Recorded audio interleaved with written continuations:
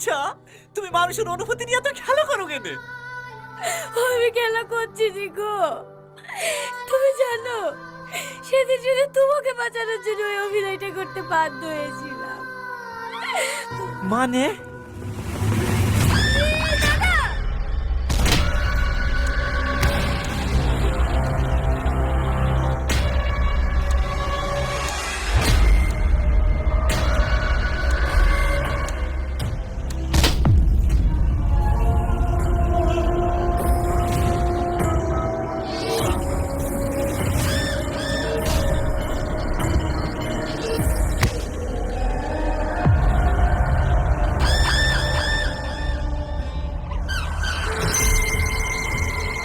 মন নিয়ে খেলা নাটকটির তো পার্ট 2 আপনারা দেখে ফেললেন, কিন্তু পার্ট 3 খুবই তাড়াতাড়ি আসছে। তো কোন দিন আসছে এই ভিডিওর মধ্যে সব বিস্তারিত বলবো। আমরা দেখেছিলাম যে টনিকে গ্রাম থেকে বের করে দিয়েছিল, কারণ ও প্রধানের মেয়েকে ভালোবাসতো সালমাকে, আর সালমা কিন্তু তার মনকে নিয়ে খেলেছিল। এই নাটকটি খুবই দুঃখের।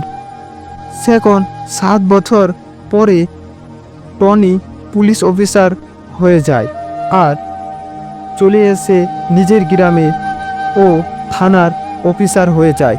সে এখন প্রধান সাহেব মিষ্টি নিয়ে যায় আর টনিকে দেখে হতাশ হয়ে যায়।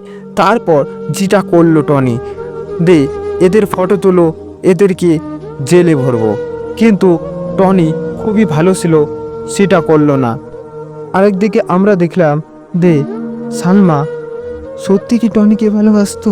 টনি কি বুঝছে না যে সালমা টনিকে খুবই ভালোবাসে? তো সালমা একদিন ফোন করে বলে, আমাকে বাঁচাও বাঁচাও। তো টনি খুবই ছুটে এসে, তো সেখন টনি দেখে যে মজাক করছিল সালমা, তো টনি খুবই রেগে যায় আর বলে, এটা তোমার কাছে মজাক লাগছে?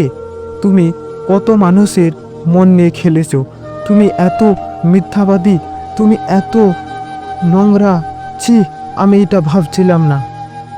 তো পার্ট 3 কবে আসছে এই ভিডিওর মধ্যে সব বিস্তারিত বলবো। তো চ্যানেলটিকে সাবস্ক্রাইব করে পাশে থাকুন এভাবে নাটকের আপডেট। তো তারপর দেখলাম যে টনিকে খুবই আক্রমণ করেছে গুন্ডায় আর মাথায় মেরেছে, একদম খুন বইছে।